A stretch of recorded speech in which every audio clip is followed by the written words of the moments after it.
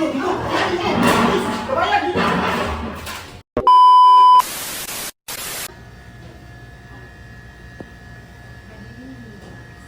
Oo naman. Bigyan ako ng rice pa.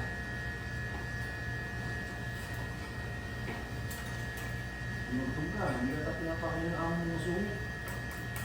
Ano ba yung nakasama mo sa BBS? Bigla na ako. Akong nag-aayos naman. Pero yung anak na pinag-aaral sa Pilipinas, anak na lalaki. Ewan ko ba kasi sa mga Pinoy. Kumikita lang ng Euro, akala ko sila ng mga European. Naman, hindi naman lahat. Alam mo, nasa tao yun. Galit, ibang lahi.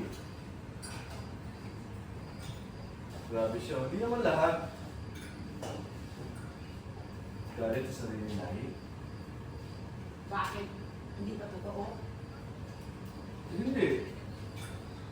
Wala naman sa lahi yun eh, nasa tao. Nakita yung mga kasama ko dito? Lahat yan, mababait. Kahit na mukhang gun siya, no? Pero alam mo, sila ang pinaka-totoong tao na kilala ko.